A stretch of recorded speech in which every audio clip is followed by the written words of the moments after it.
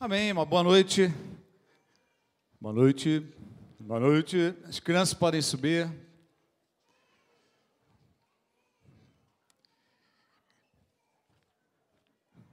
Nosso último culto aqui antes do acampamento. Se nós fomos arrebatados lá, eu desejo um forte abraço a todos, felicidades, fique firme, aguente até a volta de Jesus.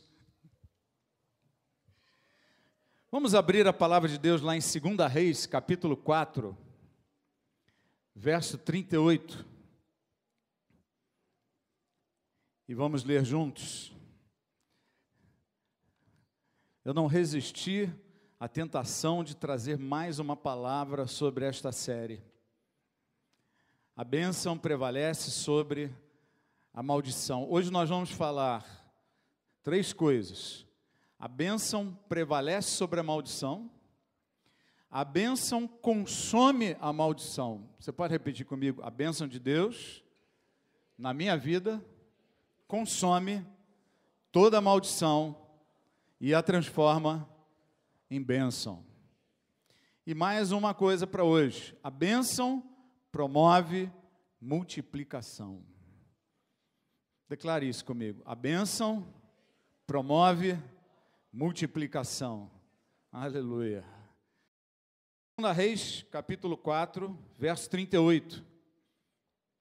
Depois Eliseu voltou a Gilgal. Nesse tempo a fome assolava a região. Quando os discípulos dos profetas estavam reunidos com ele, ordenou ao seu servo: ponha o caldeirão no fogo e faça um ensopado para estes homens. Um deles foi ao campo apanhar legumes e encontrou uma trepadeira. Apanhou alguns de seus frutos e encheu deles o seu manto. Quando voltou, cortou-os em pedaços e colocou-os no caldeirão do ensopado, embora ninguém soubesse o que era. O ensopado foi servido aos homens, mas logo que o provaram, gritaram: homem de Deus, há morte na panela, e não puderam mais tomá-lo. Então Eliseu pediu um pouco de farinha, colocou no caldeirão e disse: sirvam a todos. E já não havia mais perigo no caldeirão. Veio um homem de Baal-Salissá, trazendo ao homem de Deus 20 pães de cevada, feitos dos primeiros grãos da colheita, e também algumas espigas verdes. Então Eliseu ordenou ao seu servo: sirva a todos. O auxiliar de Eliseu perguntou: como poderei servir isso a 100 homens? Eliseu, porém, respondeu: sirva a todos, pois assim diz o Senhor, eles comerão e ainda sobrará. Então ele serviu a todos, e conforme a palavra do Senhor, eles comeram e ainda sobrou. Pai, no nome de Jesus, fala com a tua igreja, derrama, Pai, da tua graça, da tua unção, do mover do teu Espírito, Senhor, sobre cada vida aqui nesta noite, Pai, cada homem, cada mulher, cada jovem, cada ancião. Senhor, eu te peço, dá um sacode em nossos corações, em nome de Jesus, Pai. Fala poderosamente conosco, que o teu Espírito se mova com liberdade em nosso meio. Coloca a tua mão no coração e repita comigo: que o Espírito de Deus se mova com liberdade no meu coração, nos meus pensamentos e em tudo que diz respeito à minha vida, em nome de Jesus, que nenhuma sonolência, nenhum cansaço, nenhuma moleza, nenhuma angústia de alma, nenhuma ansiedade possa afastar e tirar a atenção de cada pessoa aqui, Pai. Eu te peço em nome de Jesus, que fiquem completamente apegados, ligados em Jesus Cristo e na sua palavra, que assim seja no nome de Jesus. Amém. Amém. Vocês podem sentar. Esse é um texto aqui tremendo. Primeiro vamos falar um pouquinho sobre Gilgal. Nada na Bíblia está escrito por acaso. Se não fosse importante, ele não diria: olha, eles estão em Gilgal, né? E o texto começa com Eliseu voltou a Gilgal. Gilgal era um local muito especial. Você não precisa abrir, mas em Josué 5, no verso 8, diz assim: e depois que a nação inteira foi circuncidada, eles ficaram onde estavam, no acampamento, até se recuperarem. Então o Senhor disse a Josué: hoje removi de vocês a humilhação sofrida no Egito. Por isso, até hoje, o lugar se chama Gilgal. Gilgal quer dizer roda, ou rolo.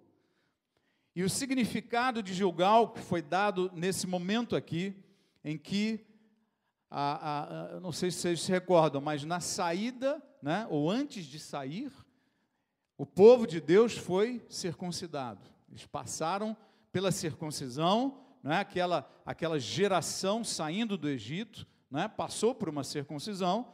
O povo passou 40 anos no deserto e eles ficaram se procriando ali. Aquele povo já era cerca de 3 milhões de pessoas e eles continuaram crescendo, né? Deus abençoou e nessa hora vale a ordem, né, que Deus deu lá atrás, né, para Adão, né? Crescei, multiplicai-vos, enchei a terra, né? Eles encheram o deserto de gente, né? Foram se casando, crescendo, se desenvolvendo, e quando então eles chegam próximos da entrada na terra de Canaã, já liderados por Josué e não mais por Moisés, que o Senhor já havia levado, nesse momento, né, Deus ordena: olha, faz a circuncisão.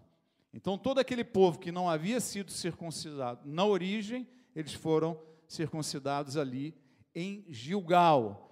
E Deus denomina ou chama aquele lugar de quê? Gilgal, porque eu removi de vocês a humilhação. Em Gilgal é o local onde também se reuniam, a casa dos profetas ficava em Gilgal.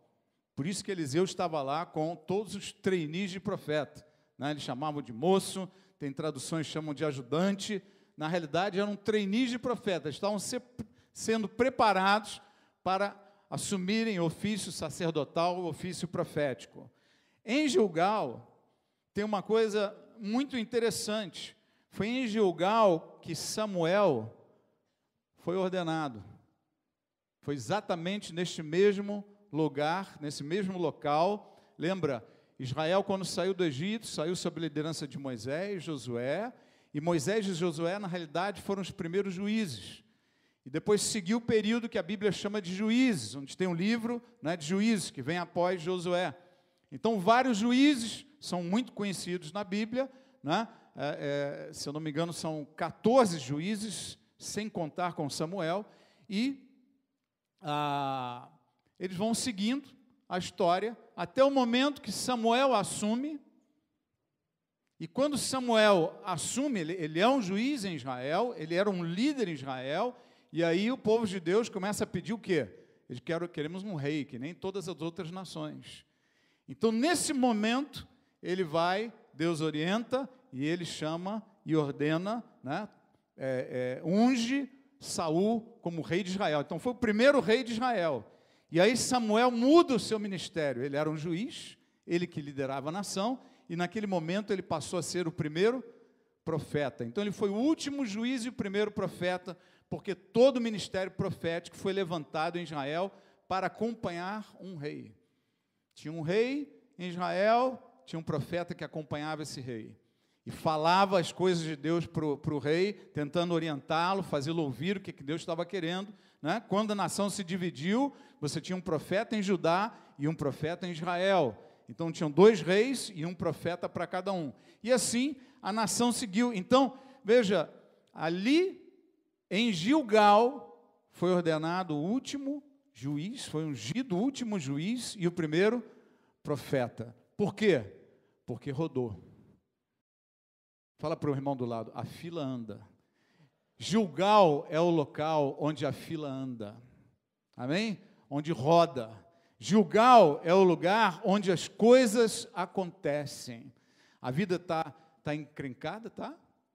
Parece que está travado, as coisas não saem do lugar, fica naquele, né? Já te chamaram de roda presa, né? Em Gilgal que a roda solta. É em Gilgal que é removido a nossa humilhação. Em Gilgal são removidas as coisas que nos atrapalham. Por isso que houve a circuncisão em Gilgal. Porque a circuncisão é o quê? É tirar a carne. Gilgal é um lugar de reflexão. Fala para o irmão do lado, o crente também pensa. Um lugar de avaliação. Um lugar de pensar o que eu estou fazendo da minha vida. Um lugar de pensar o que está me atrapalhando. Um lugar de parar e avaliar. Por que que a roda está presa? Por que que essa roda não gira? Por que que as coisas não estão acontecendo do jeito pretendido?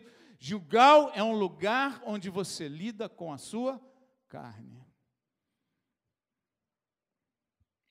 Nós estamos hoje em Gilgal. A oração da pastora, ela nem sabia o que eu ia pregar, mas foi uma oração de Gilgal. É o lugar de você lidar com a sua carne. É um lugar de remover a carne. É um lugar de jogar fora as coisas velhas. Deixa no Egito, você já saiu de lá. Gilgal também é o local onde Saul foi proclamado rei. Mudou a história de Israel. E foi finalmente o local da habitação dos profetas de Israel, onde estava aqui Eliseu, não é, com essa equipe.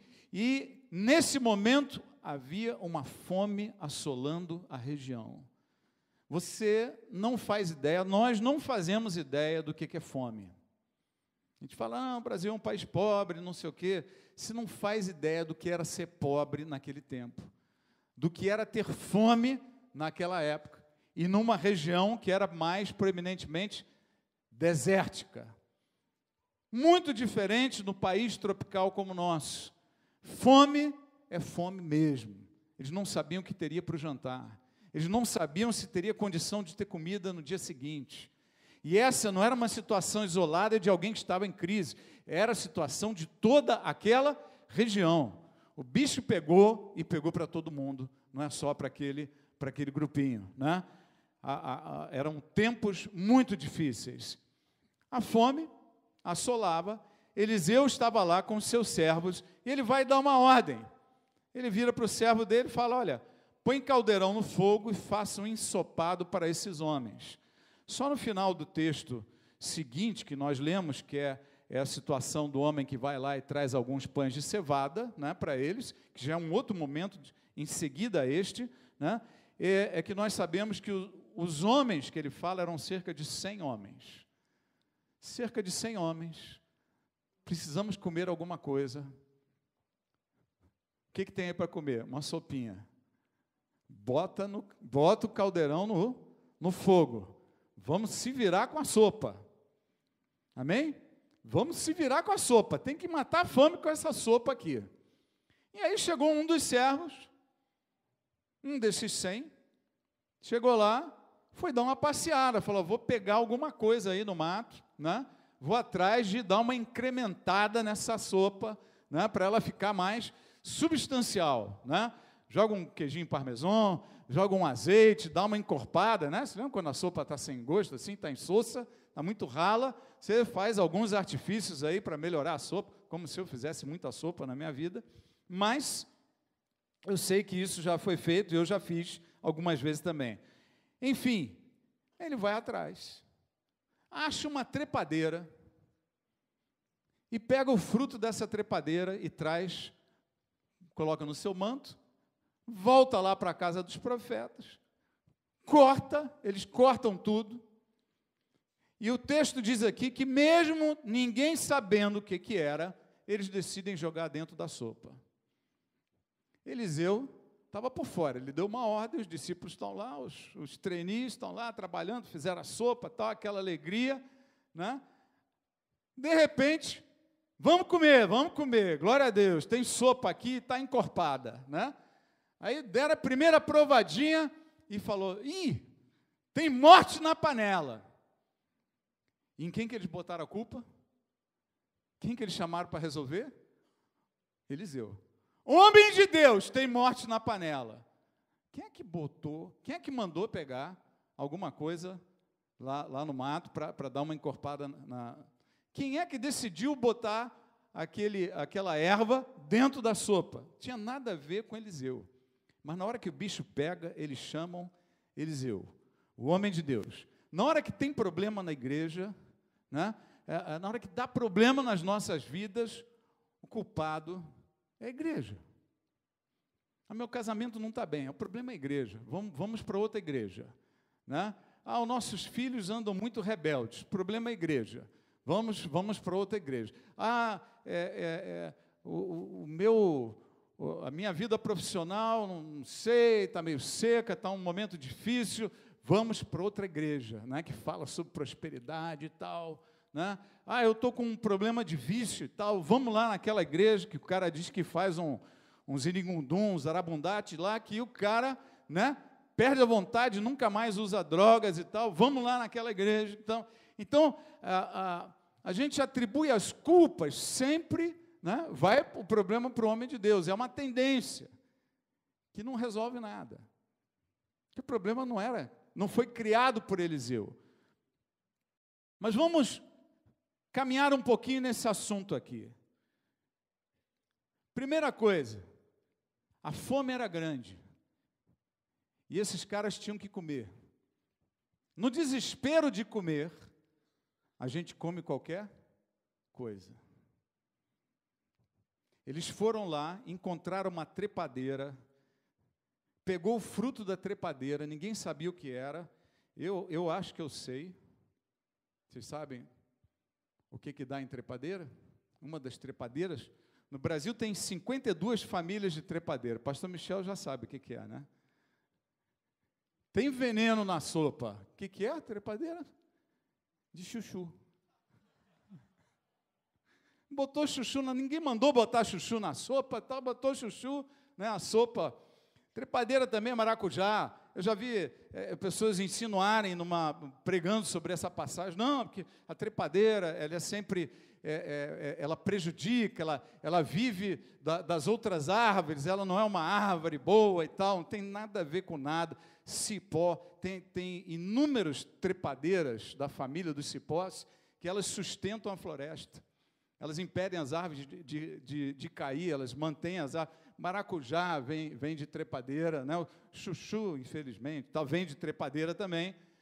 Mas, na época, tinha uma trepadeira que depois ficou muito conhecida, que ela foi usada com propósitos também medicinais. Se a coisa está presa, toma o colocinte, né? Colocinte, que também é conhecido como maçã amarga, nome que foi dado, né? A maçã amarga que tinha ali naquela região e que era bem amargo, ao ponto deles provar a sopa, coisa horrível, tem morte na panela, né? E essa maçã amarga, esse colocinte, o que ele faz? Ele provoca uma evacuação terrível. Então você imagina lá naqueles tempos, na casa do profeta, desculpe a expressão, mas iria acontecer, para não dizer outra coisa, uma disenteria profética, né, em toda aquela equipe ali. E é uma erva que, se você come demais, se você consome muito, dificilmente a pessoa sobrevive, porque ela bota tanto para fora que esses rios, que são muito límpidos, né? Você olha, água pura, nossa, eu vou beber isso daqui. Não faça isso. Se a água estiver muito límpida, você enxerga tudo lá embaixo, é porque é uma água extremamente pesada. É tão pesada que ela joga toda, né? Ela sedimenta tudo para baixo. E se você bebe dessa água, ela também vai jogar tudo para baixo. Então tem águas de rios assim que você não pode tomar, porque ele tem exatamente essa função. E isso aconteceu lá com eles. E eu venho a chamar a atenção de todos o seguinte: na hora que está o desespero, a gente come qualquer coisa. Na hora que está o desespero de um namorado, uma namorada, a gente acaba pegando qualquer coisa. Embora ninguém conhecesse. Pega, preciso namorar. O outro lá desesperado. É a viúva que precisa de alguém. É uma coisa horrível. E a gente comete passos, nós damos passos ou decisões terríveis em nossas vidas. No desespero, nós nos precipitamos em decisões erradas. No desespero de ganhar dinheiro, nós aceitamos trabalhos que não deveriam fazer parte. No desespero de pegar um negócio, não, o negócio está barato, compra. Tem um barato, já ouviu falar do barato sai caro? Já ouviu falar? Não está na Bíblia, né? Mas é um ditado popular, é o barato que sai caro. Às vezes é barato e é bom mesmo, mas muitas vezes é um barato que sai caro, né? Ao consumo de relacionamentos, o consumo de trabalho, de recursos financeiros, cuidado quando você sai desesperado porque está precisando muito de algumas coisas. Cuidado. Você é um homem de Deus. Você é uma mulher de Deus.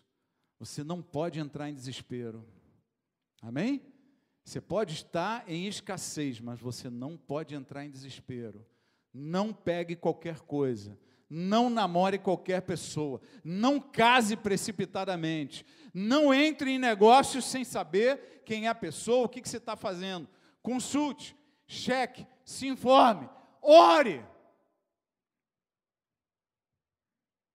Tire as informações. Depois, às vezes, para consertar é muito mais complicado. Então, faça bem da primeira vez. Ok? Como homem, como mulher de Deus, muito cuidado nos momentos de carência.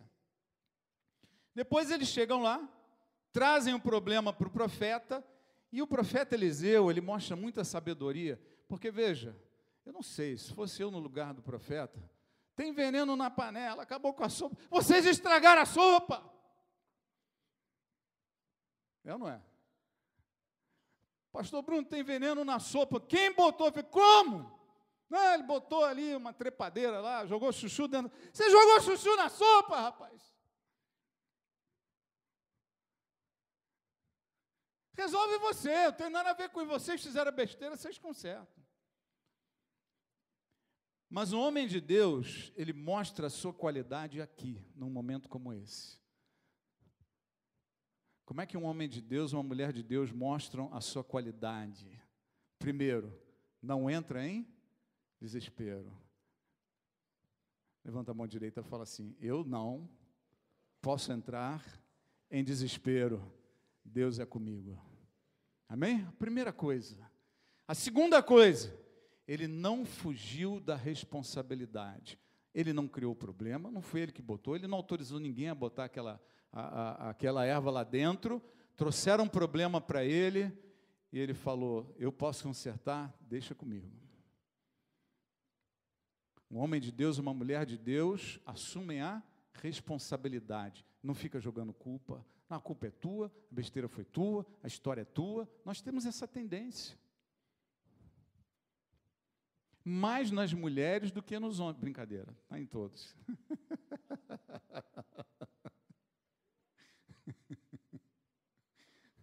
Lá em casa não tem nada a ver.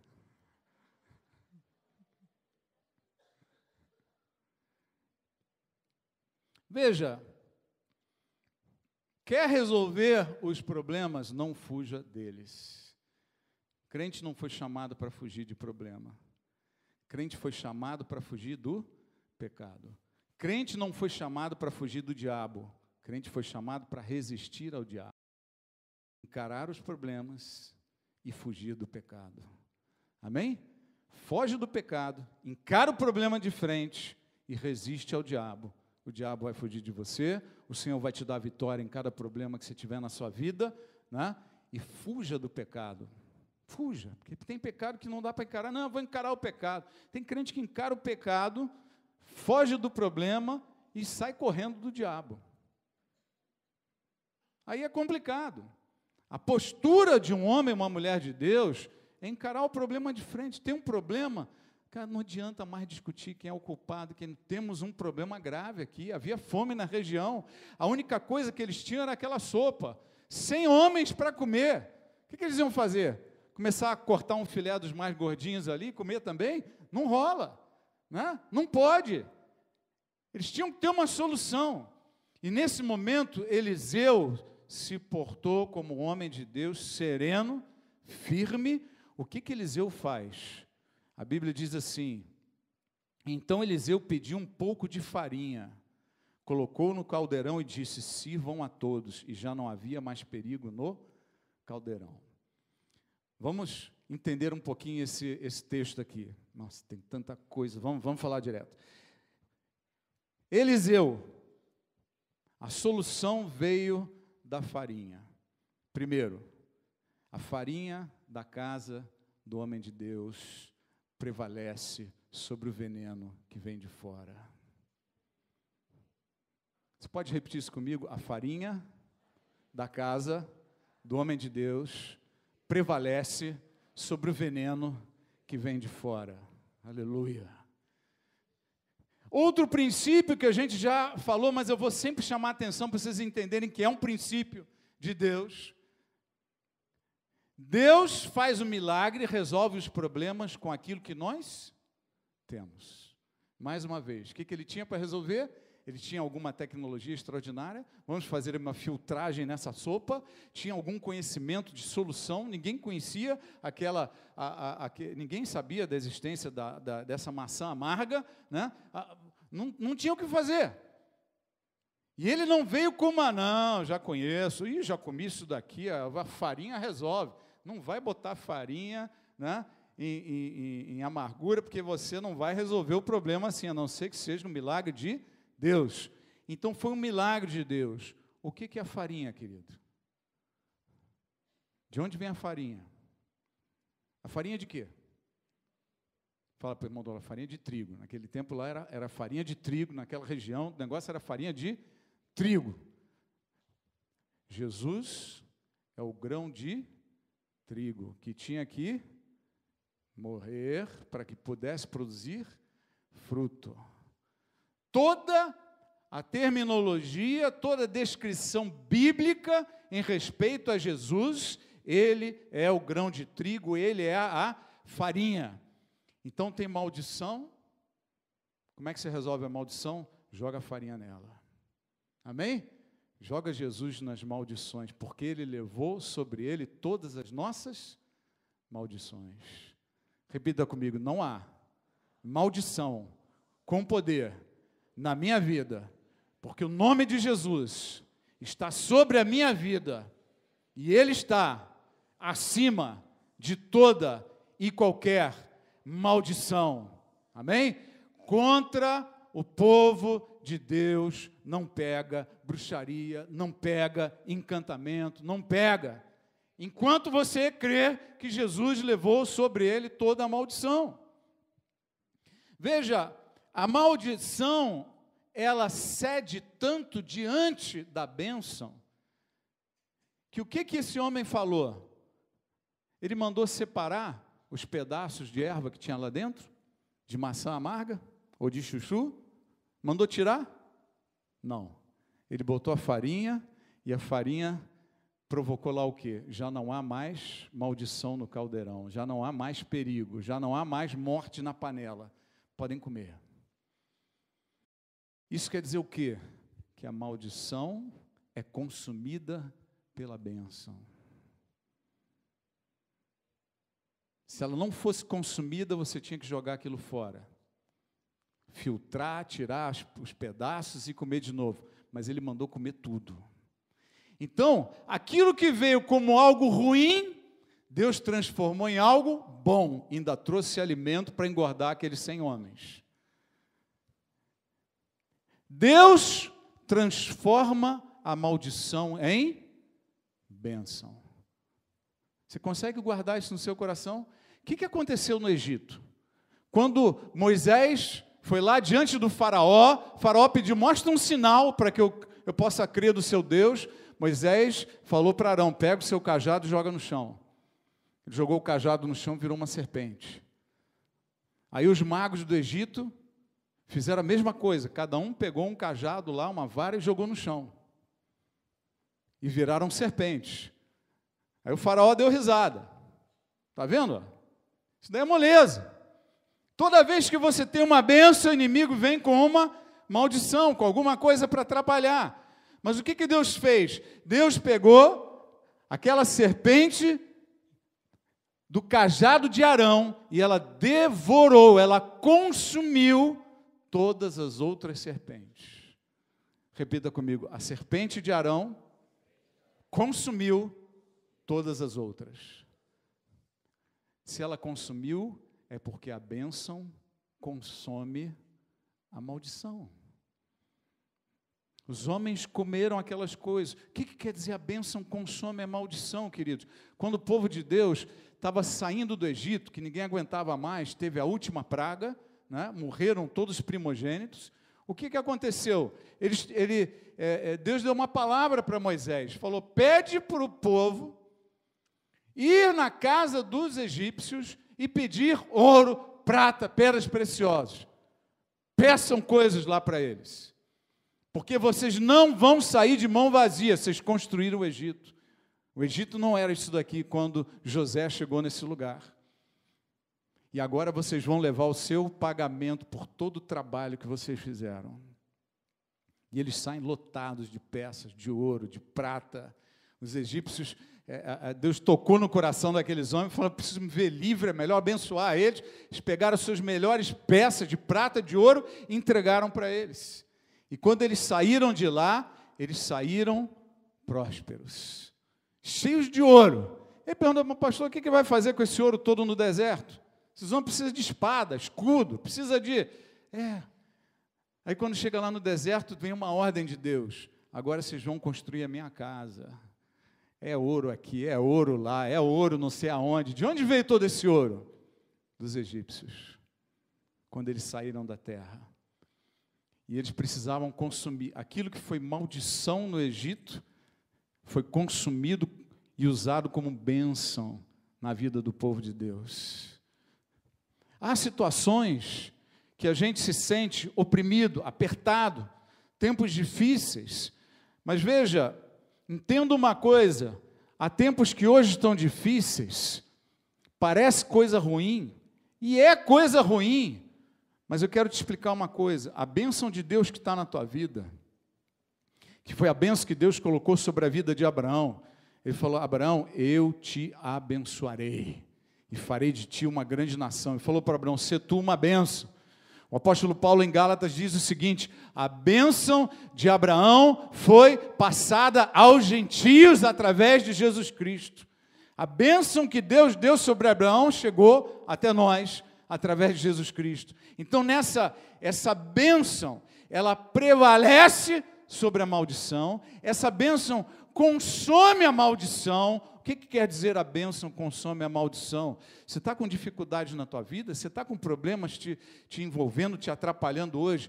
Entenda uma coisa, a bênção de Deus na tua vida, ela prevalece tanto sobre a maldição, que essa maldição que hoje está te atrapalhando, essas lutas, essas crises, esses problemas, eles vão te fazer mais forte, eles vão te fazer melhor, eles vão te fazer mais próspero. É isso que está na palavra. É isso que aconteceu com o povo saindo do Egito. Quando eles saíram, não foi só a libertação, eles saíram ricos do Egito, cheios de ouro e de prata. Por quê? Porque eles estavam consumindo a maldição dos egípcios. Estavam consumindo, manda tudo para cá. Por isso que aquilo já foi uma profecia, a vara consumindo, devorando as outras serpentes. A serpente de Arão, consumindo, mostrando, eu vou consumir isso daqui, eu vou levar comigo, nós não vamos sair sem despojo, você não sairá sem um despojo de nenhuma das tuas batalhas. Pode demorar, a história pode se enrolar, está provocando dores, sofrimento, você vai sair com despojo, Deus vai te fazer mais forte. Tudo aquilo que parece ruim vai te tornar mais forte, vai te tornar mais firme, vai te tornar mais valente, vai te tornar mais próspero.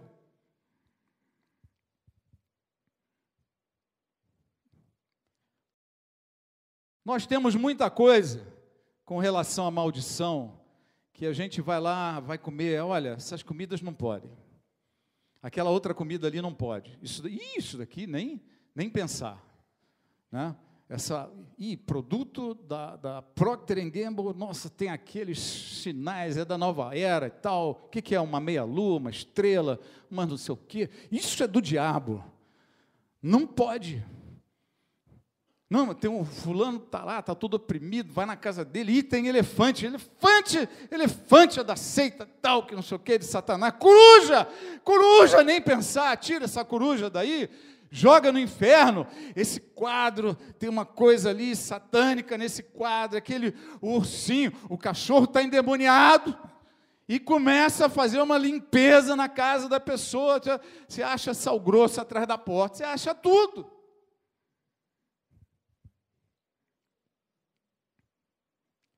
E é curioso, o apóstolo Paulo, ele foi pego em flagrantes aí algumas vezes.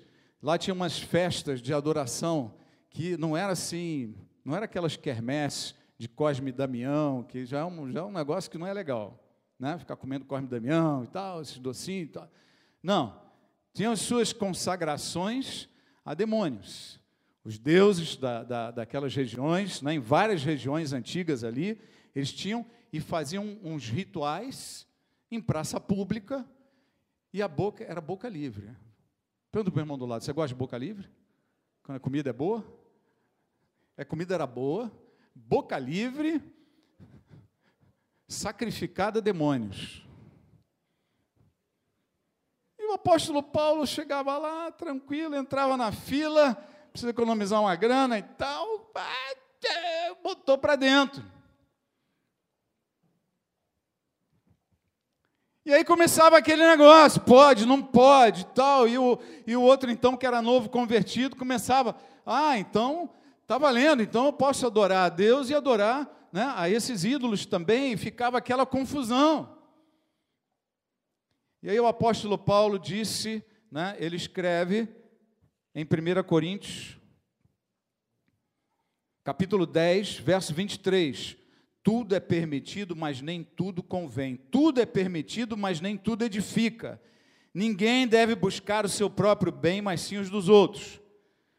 Comam de tudo que se vende no mercado, sem fazer perguntas, por causa da consciência, pois do Senhor é a terra e tudo o que nela existe. Repita comigo, do Senhor é a terra e tudo o que nela existe.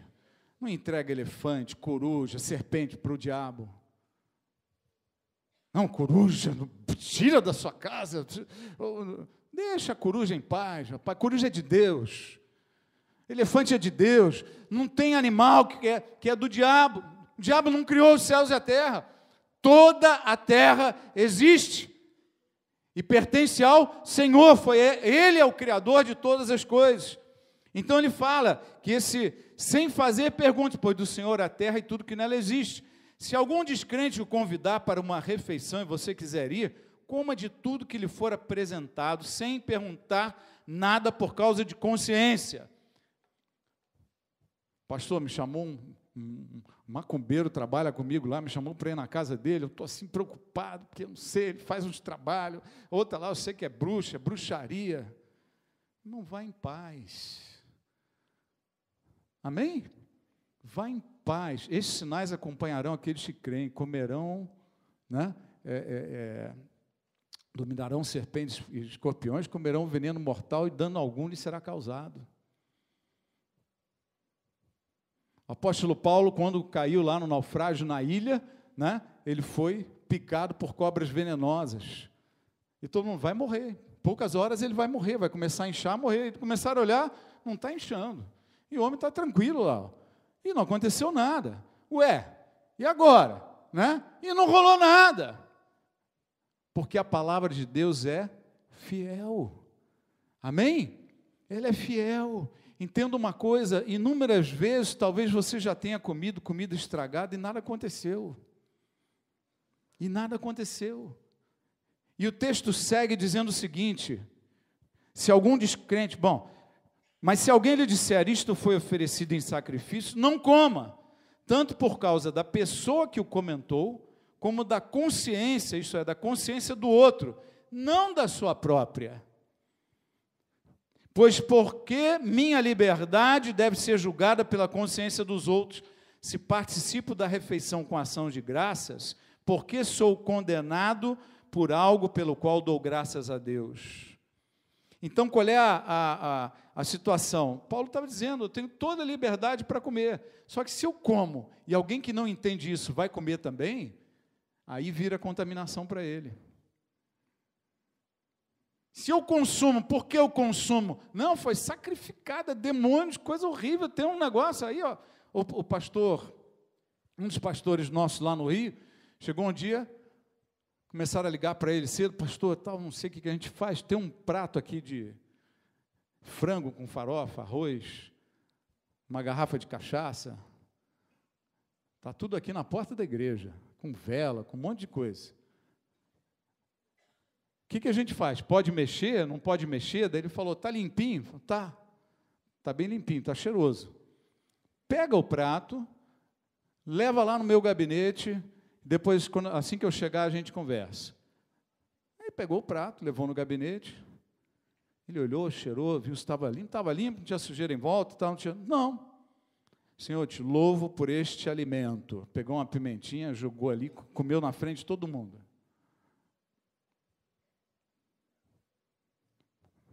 Esse cara devia crer nesse santo mesmo, porque ele caprichou no tempero, o frango estava gostoso, uma farofa de primeira, não é aquela vagabunda para dar para qualquer um, não. Estava uma delícia esse prato aqui, só não tomou a pinga.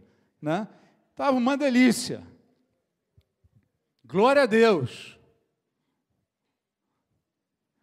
Nós não temos que ter medo dessas coisas, nós temos que saber que tudo veio de Deus.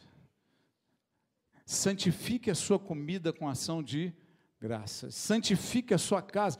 Olha, é o outro lado que a gente está falando aqui, porque eu falei, cuidado com o que você consome, cuidado com o que você vai atrás e tal, Investiga, checa primeiro, antes de tomar uma grande decisão. Só que aí alguns começam e vai no mercado, e essa empresa aqui, eu não sei, eu vou olhar na internet, porque eu acho que o dono ele é espírita, viu? É melhor a gente se informar melhor sobre isso, porque não dá, não. Esse shampoo aqui, olha, daquela tal empresa que já me disseram que é do mal, e o meu cabelo vai cair com esse shampoo aqui. E você fica doido, meu irmão. Você fica doido. E a orientação aqui não é para você ficar doido. A orientação é para você ser sábio, mas entender que você é um protegido de Deus. Amém? Ele jogou farinha, que representa o quê? Ele jogou Jesus naquela sopa, resolveu a maldição, come tudo que estava lá antes. Tinha veneno, repita comigo, tinha veneno, agora não tem mais. Tinha maldição, agora virou bênção. É assim que funciona. Quando o cara não está com o Senhor, ele não entende as coisas, não tem a fé baseada na palavra de Deus, cara, o cachorro está endemoniado, o ursinho está oprimido, o lençol tem opressão, o armário é de trevas, faz barulho, a luz fica acendendo e apagando, a geladeira faz barulho, tudo acontece de estranho naquela casa. Quando o cara é livre, conhecereis a verdade vos libertará. Aquele que conhece o Filho é verdadeiramente livre. Então, se nós temos o Filho, nós entendemos o que é ter o Filho de Deus em nós. Entenda, o ursinho não está mais endemoniado, o cachorro é abençoado, o armário não faz barulho, a porta não range, a geladeira para, a luz para de apagar e acender o tempo inteiro. Essas coisas acabam. Amém? Essas coisas acabam, mas depende de fé, depende de entendimento.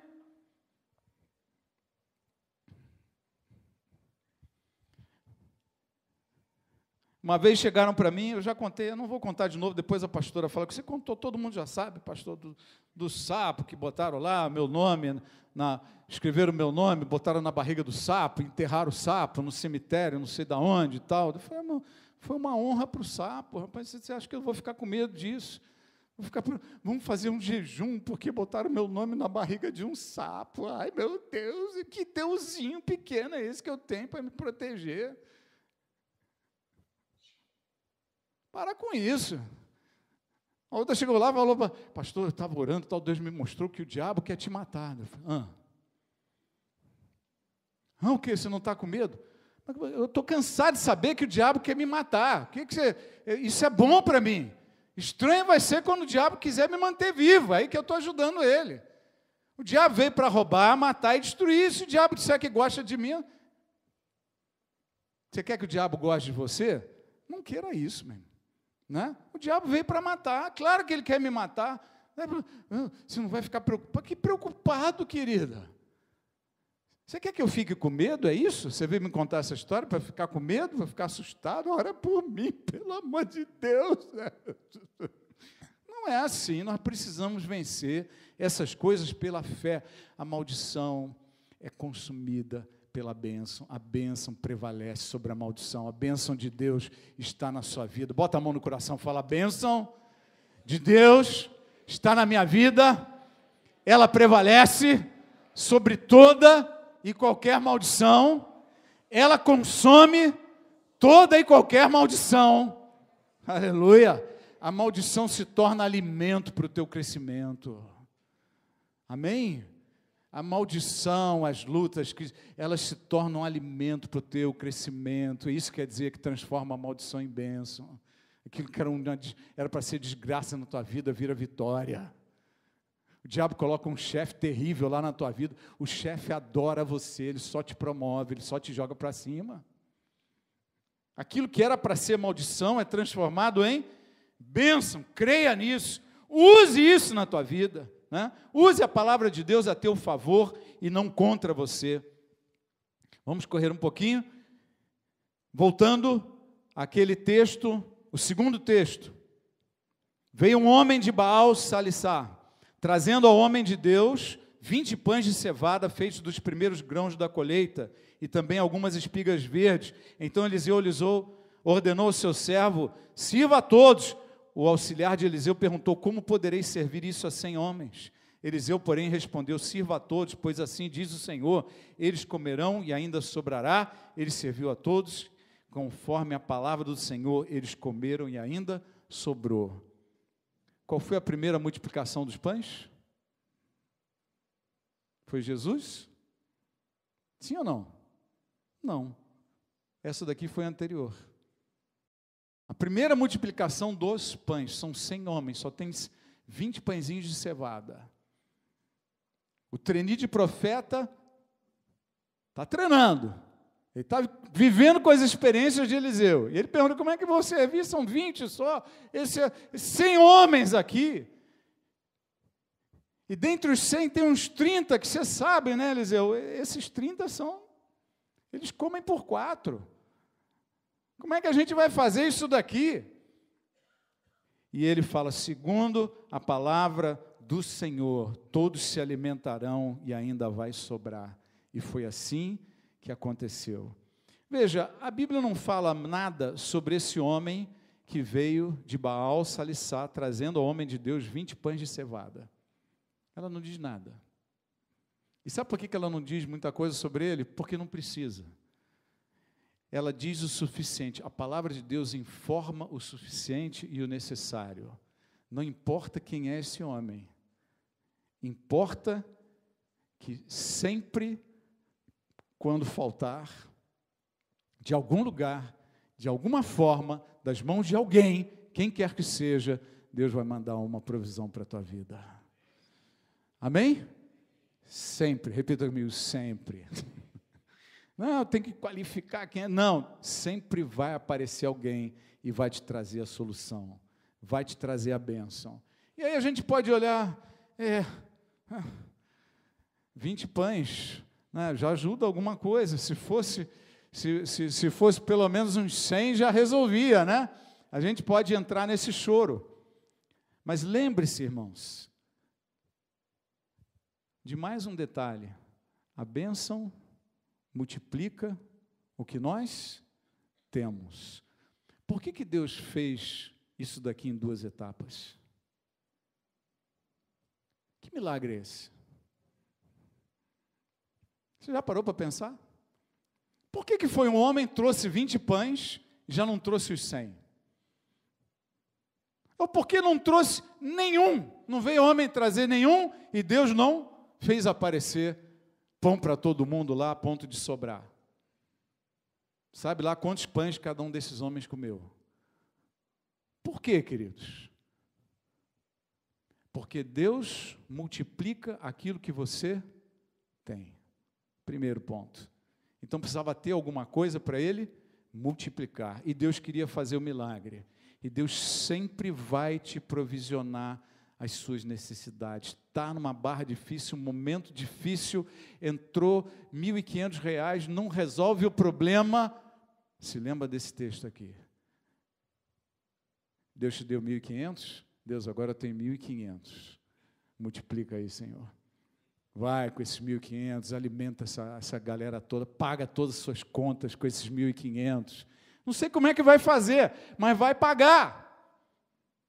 Eu não sei como é que Deus vai fazer o milagre, mas é assim que Deus age.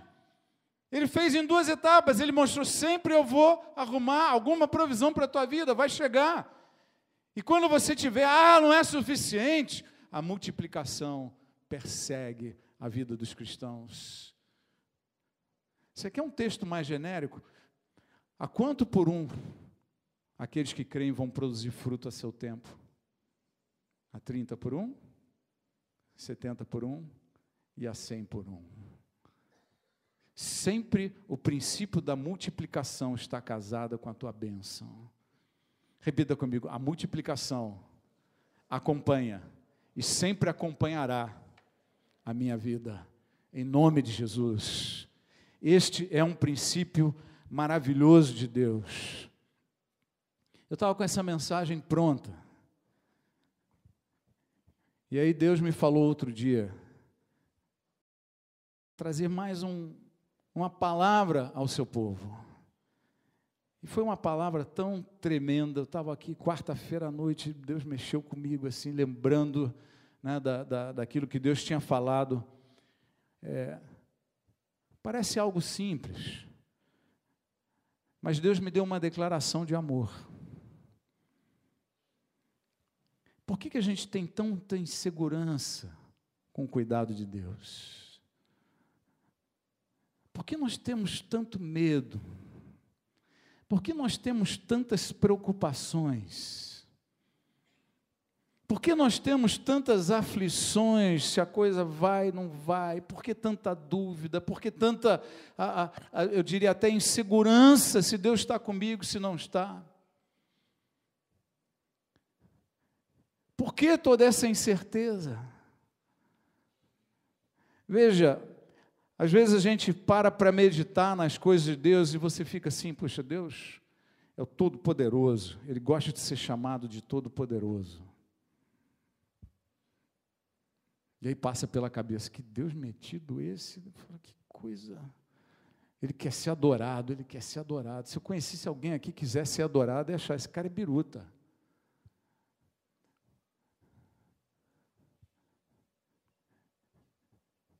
Deus quer que a gente se entregue completamente a Ele, ame Ele de todo o coração, de toda a alma, de todo entendimento.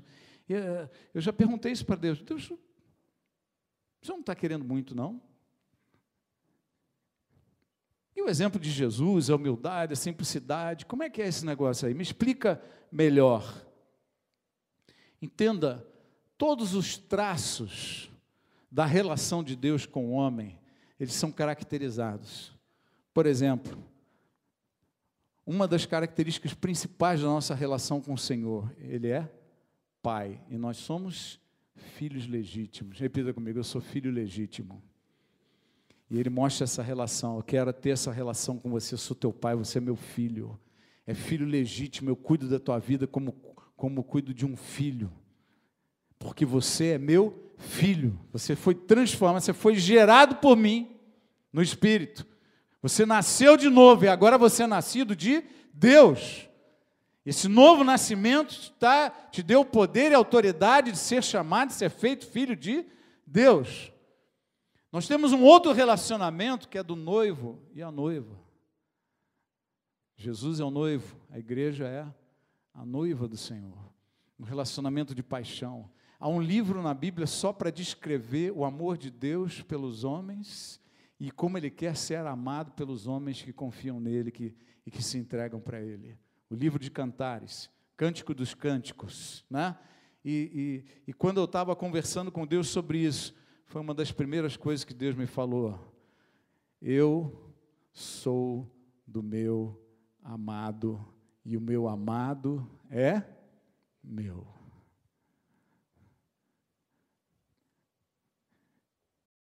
Entenda até onde vai isso. Uma coisa é você declarar, eu sou do meu amado, eu me entreguei a Ele. Mas outra coisa é Deus te dizer para repetir com Ele, e o meu amado é meu. O chamado de Deus para as nossas vidas é de uma integração, uma interação completa. Deus te quer intensamente.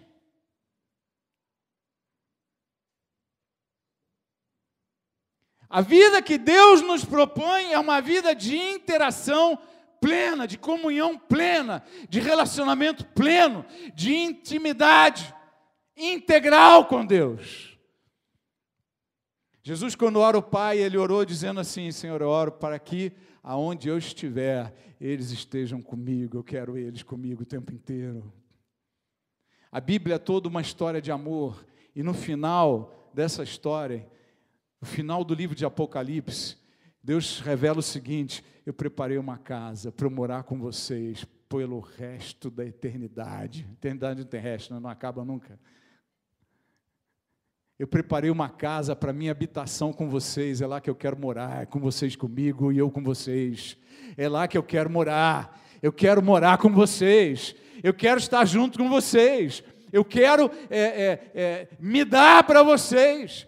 Deus amou o mundo de tal maneira que deu o seu Filho unigênito. Deus está todo o tempo mostrando esse princípio, eu estou dando para vocês. Eu estou dando para vocês, eu quero vocês comigo, eu quero vocês de perto, eu quero vocês na minha presença, eu quero estar com vocês, eu quero abençoar vocês, eu quero falar com vocês, eu não quero barreiras entre mim e vocês, eu quero vocês.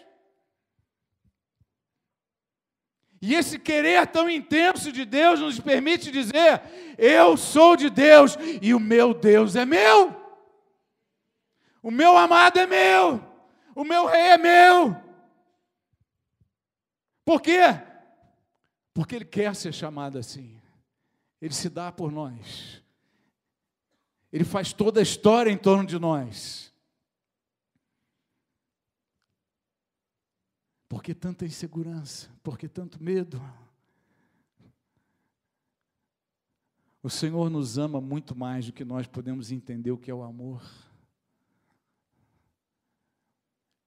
Eu tenho um amigo meu que o pai morreu de câncer e ele brigou com Deus. Não, meu pai não podia morrer, morreu de câncer, está um sofrimento danado. E um dia ele virou para mim, depois que ele baixou a bola, acalmou, se posicionou, ele disse que um dia ele estava orando e reclamando com Deus, e Deus falou assim, você está pensando o quê, rapaz? Você acha que você amava o teu pai mais do que eu amo o teu pai? E ele gelou. O teu amor é imperfeito. E ele começou a mostrar. Olha o que você fez com o teu pai aquele dia. Olha os problemas que você causou para a tua família. Olha as situações que você fez. Olha as frases que você disse para o teu pai. Começou a vir tudo na mente dele. Ele falou, meu amor pelo teu pai é perfeito. É pleno. É muito mais intenso do que o teu, é muito mais forte do que o teu, você não sabe o que é amar. E aí ele se declinou, a grandeza de Deus, a glória de Deus, mas acima de tudo, ao amor de Deus. Deus é amor, Deus te ama, Deus te quer. Todo o plano de Deus é ter essa unidade plena entre Deus e os homens. todo o plano de Deus. Ele conhece você pelo seu nome, Ele conhece o brilho dos teus olhos, Ele conhece as tuas lágrimas, Ele sabe quantos fios de cabeça você tem, coisas que jamais você vai saber. Ele conhece segredos do teu íntimo, da tua alma, que você jamais discerniu. Ele te conhece. E Ele te quer. Bota as mãos no coração e fala: meu Deus me quer. Fecha teus olhos, fala: Ele me quer.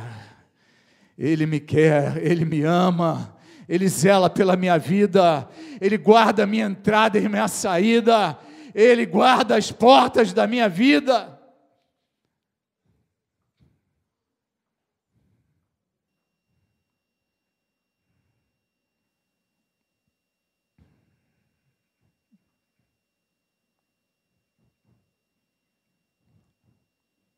Deixa o Espírito de Deus ministrar no teu coração. Porque a Bíblia diz que o Espírito de Deus clama Abba, que quer dizer Pai.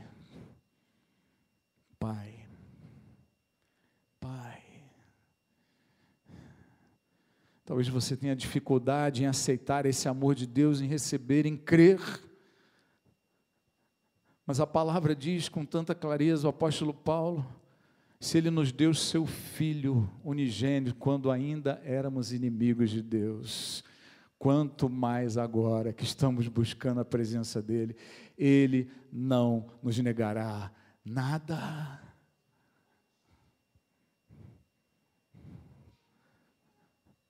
Toma posse desse amor. Porque o verdadeiro amor lança fora todo medo. Essa é a noite de você perder toda a ansiedade da tua alma. Amém? Eu quero que você saia daqui flutuando como um passarinho, meu irmão. Flutuando como um pássaro, não há peso no meu coração. Meu amado é meu, aleluia. Eu sou do meu amado é meu. Você consegue dizer isso?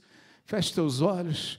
Diga para o Senhor: eu sou do meu amado, e o meu amado é meu. Você não está falando isso para ninguém te ver, não é para a pessoa do lado ouvir. Fala com Ele, fala com o Senhor. Fala com o teu amado. Ele quer ser chamado de pai, Ele quer ser chamado de noivo, Ele quer ser chamado de amado.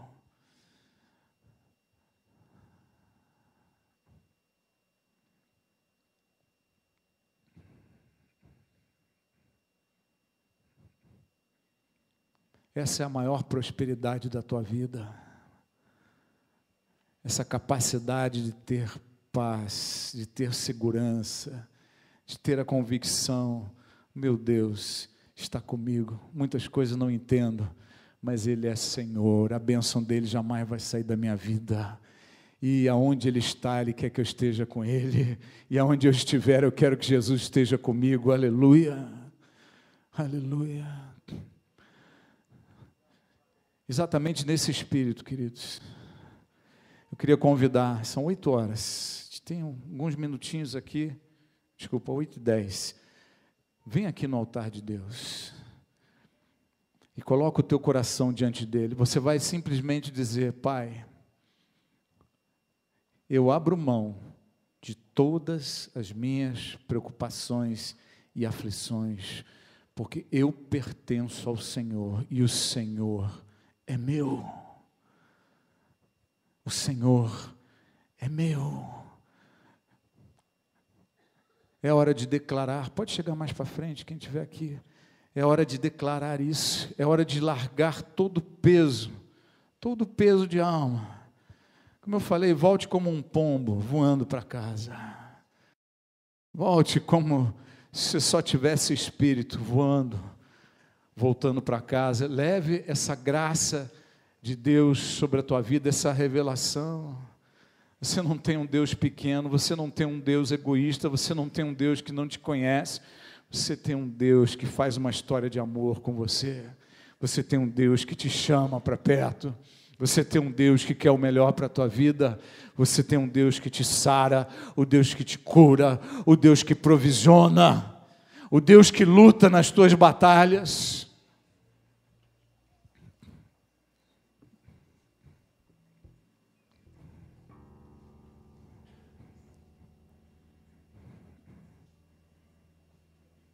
E como esta água pesada que eu falei, que se você bebe dela, você vai ficar evacuando, sem parar. Que agora você possa evacuar da sua alma todo o peso, todo medo, toda ansiedade, toda preocupação com o futuro, todo sentimento de incapacidade. Eu não consigo resolver, eu não sei o que fazer. Aleluia. Declara o seu amor pelo Senhor. Declara que você entendeu o amor dele pela tua vida, que você confia nesse amor. Não há mais razão para medo. Quem conhece o amor do Senhor, não há mais motivo de temor, não há mais motivo de medo. Não volte para o seu lugar com o mínimo peso na tua alma. Que essa água da palavra de Deus, essa água do Espírito de Deus, possa jogar para baixo todo o peso. E não estranhe, há doenças que vão cair por terra em pessoas que vieram aqui na frente agora, porque a bênção prevalece sobre a maldição. Há doenças que estão caindo por terra, vão cair do teu corpo. Há mágoas e feridas de alma que vão cair por terra aqui nesse lugar, lavado por essa água. Água da palavra, água do Espírito. Lava, Senhor, lava o teu povo, lava o teu povo. Tira as cargas, Pai, da alma, tira os pesos do coração, Senhor.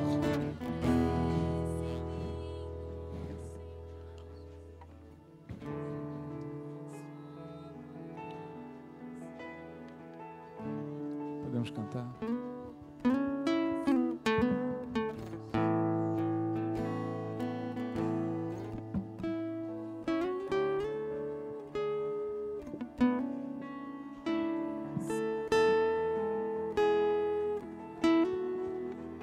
Se os pastores ou diáconos sentirem vontade de ministrar por alguém em especial, pode sair do teu lugar, vem aqui, ora, impõe as mãos. Se quiser ungir com óleo, tem óleo aqui.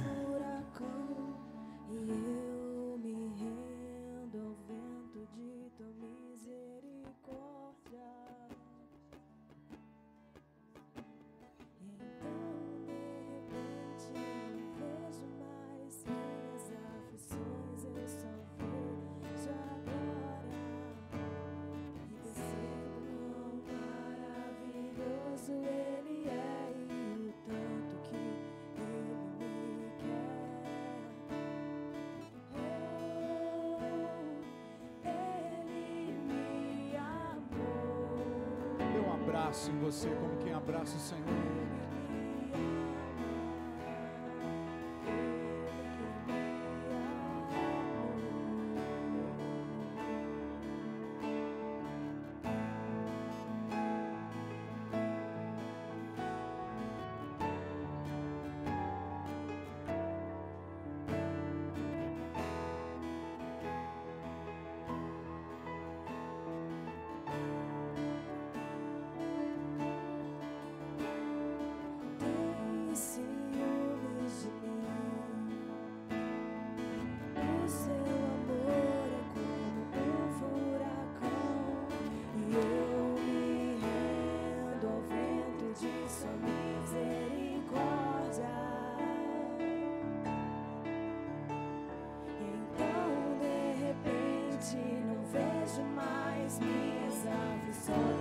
Só vejo a glória e percebo quando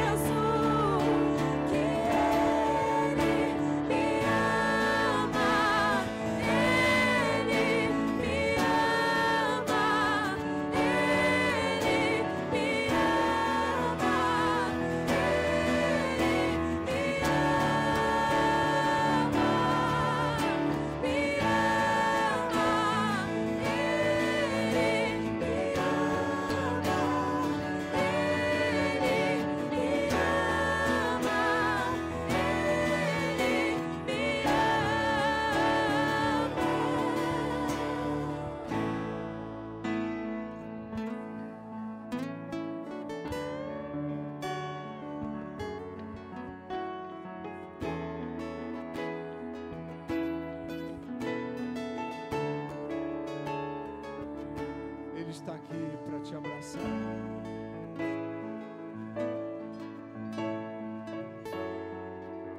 Ele está nesse abraço na tua vida.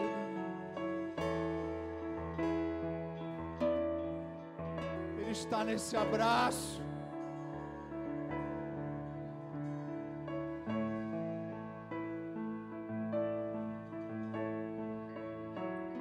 Que todo espírito opressor saia em nome de Jesus.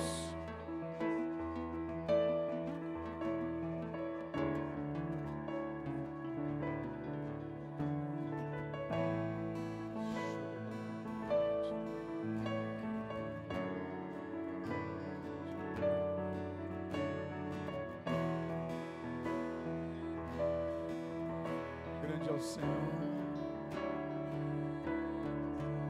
Deus maravilhoso,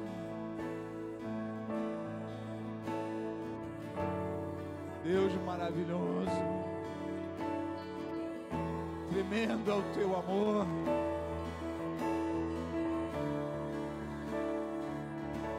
poderosa é a tua mão a nosso favor.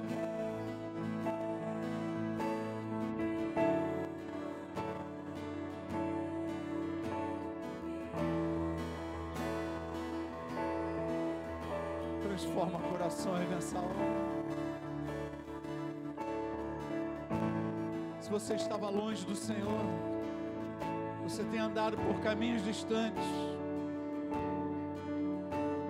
o Senhor te chama nessa noite para voltar para perto. E Ele quer ouvir o sim da tua boca. E Ele te chama para perto de novo. Venha andar comigo, filho meu. Venha para a minha presença. Esteja comigo, eu estarei contigo.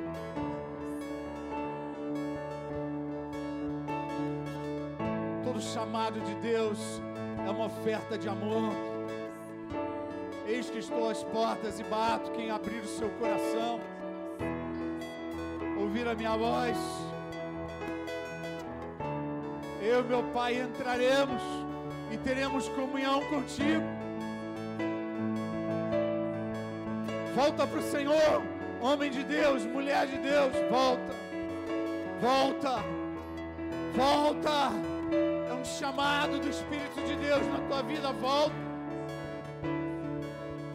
E se esse é o desejo do teu coração, aí mesmo onde você estiver, apenas levante a tua mão direita para o Senhor e diga: eis-me aqui, Pai, eu estou de volta. Eu quero a tua vida na minha vida. Eu quero a tua presença. Levante suas mãos e diga: eu quero, eu quero, eu quero, eu volto.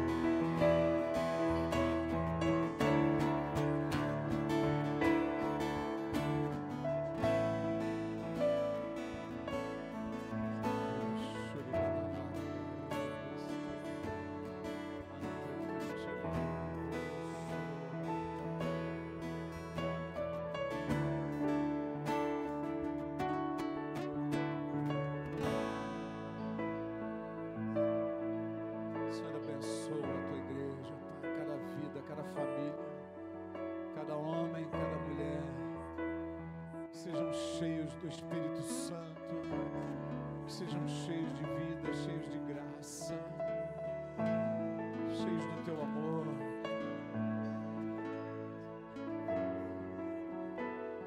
Aviva o teu povo, Senhor. Aviva a tua casa, ó Deus. Aviva a tua obra. Levanta teus guerreiros, Senhor. Ensina teu povo a andar em fé. Ensina teus filhos, Senhor, a andar em comunhão contigo. Ensina-nos a andar sem medo, sem ansiedade, sem angústias, apenas na convicção de que eu pertenço ao meu amado e o meu amado é meu. Aleluia. Essa foi apenas uma leve amostra daquilo que o Senhor vai fazer conosco nesse acampamento. Prepare a tua alma, prepare o teu coração. Grandes coisas virão, grandes coisas virão.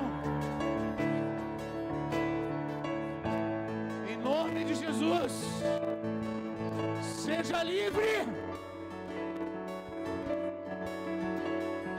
Em nome de Jesus, solta essa vida. Em nome de Jesus, solta ela agora. Em nome de Jesus.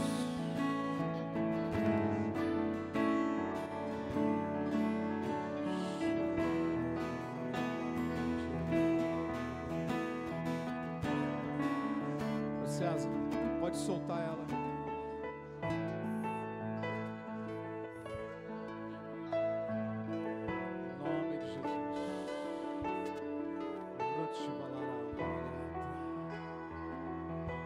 Você pode voltar para o teu lugar. Deus te abençoe. Pastores, vamos levar ela ali para dentro, por favor.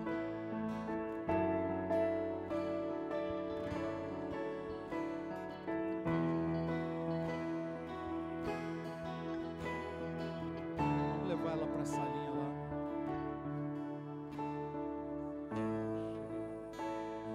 Pai, abençoa teu povo. Guarda, irmãos, se preparem para uma grande semana que vamos viver aí neste acampamento. Um grande dia, guarde teu coração, se alimente, se preserve. Amém? Uma boa noite a todos. Dê uma grande salva de palmas ao Senhor. A cantina estará aberta. Aproveite esse tempo. Deus te abençoe. Uma boa noite.